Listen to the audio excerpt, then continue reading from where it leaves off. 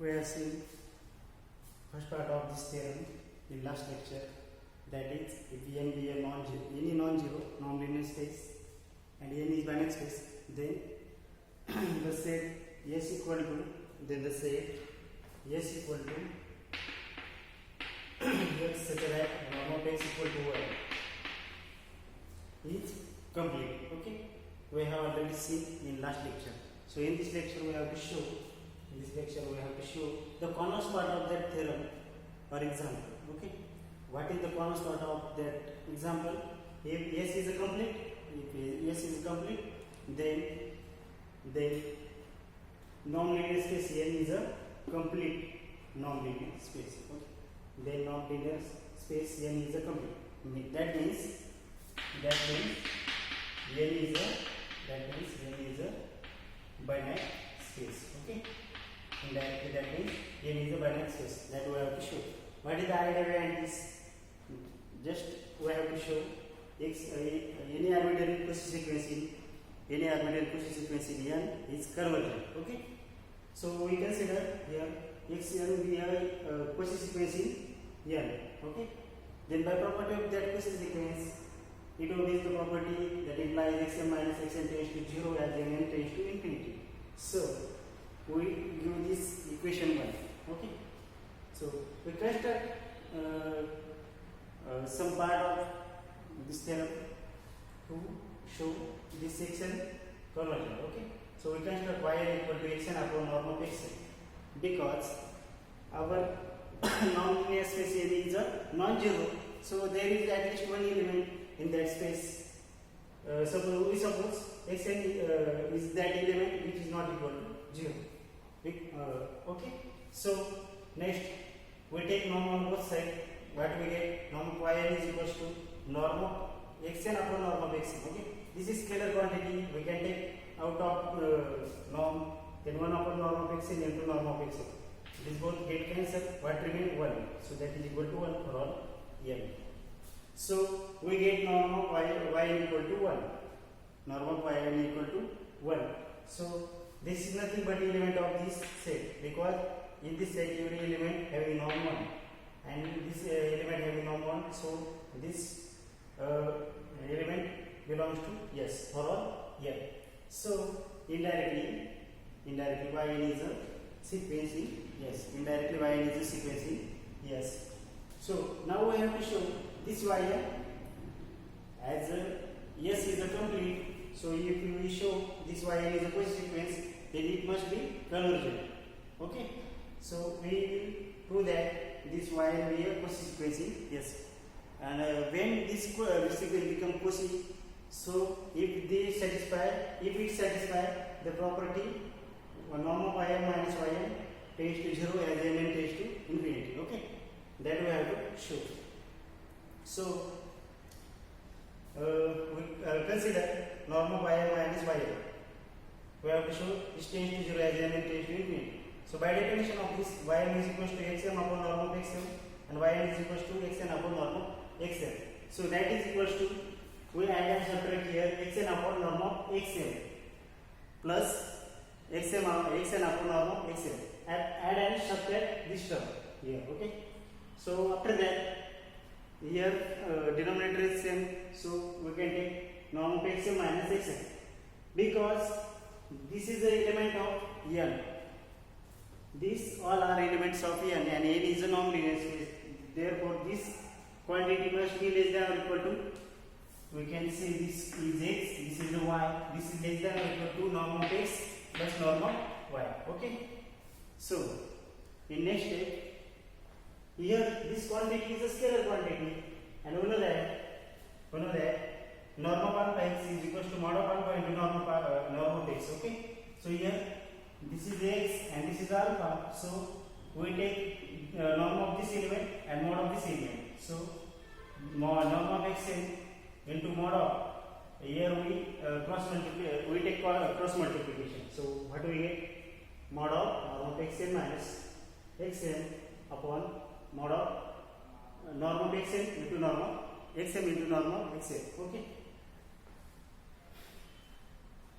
which is less than or equal to 1 upon this step remains same.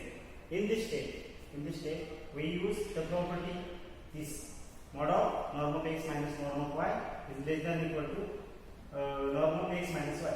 So here mod of norm of x minus norm of y, that is less than or equal to norm of x minus y, that means xn minus xn. Okay, but also we use norm of x minus y is equal to y minus x. We know that this is a property of norm in this case. So in place of xn minus xn, we will take xn minus xn upon norm of xn. Okay, so both terms are same, so we take addition of these two terms, that is equal to 2 times norm of xn minus xn upon norm of xn. Okay, so here we consider norm of yn minus yn, that is less than or equal to 2 times norm of xn minus xn upon norm of xn, which is tends to 0 as mn tends to infinity. Why? Because of equation 1. Norm of xn minus xn tends to 0 as mn tends to infinity, because xn is a Cauchy sequence. So we use here this quantity must be tends to 0 as mn tends to infinity. That means whole quantity tends to 0 as mn tends to infinity. There, that implies norm of yn minus yn tends to 0 as mn tends to infinity. Therefore, this satisfies the property of Cauchy sequence. Therefore, yn is a Cauchy sequence in S. Okay, this sequence which is belong to S satisfies the property of Cauchy sequence. So this sequence is a Cauchy sequence in S. Next, we have to show this sequence next we have to show Sn is a convergent sequence. Okay, so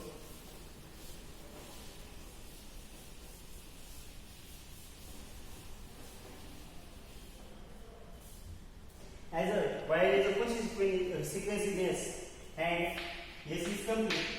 Y is a Cauchy sequence in S and S is a complete. So by definition of completeness, this every Cauchy sequence in S is convergent. So y is a convergent. So yn must be converged to any point in S where y belongs to S. Okay, as a n tends to infinity. Y belongs to S.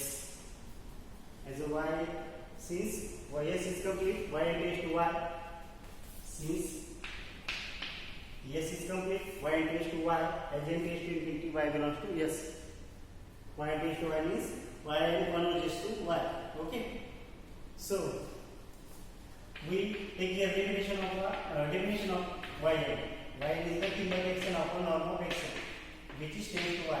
That implies xn tends to y into norm of xn. Okay, but here norm of xn is nothing but scalar quantity. That means it will put norm of xn equal to alpha.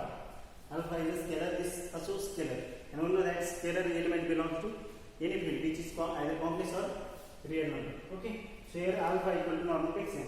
That means our xn tends to alpha y. Okay, but alpha belongs to here. Okay, sorry, alpha belongs to field, any field, because it is scalar quantity, and y belongs to S, and S is the subspace of L. So y belongs to indirectly L, and we know that alpha y belongs to L. That implies alpha y belongs to L. Why? Because our L is a non-linear space. That means it is vector space. Okay. Every non-linear space is a vector space first. Okay. So alpha y belongs to L. That means xn tends to alpha y, which it belongs to L. What is the meaning of this? This means that xn tends to x, here x tends to y, which belongs to L. That means we get one point from n where xn converges. Okay, we get one point from n where xn converges. That means our xn is a convergent.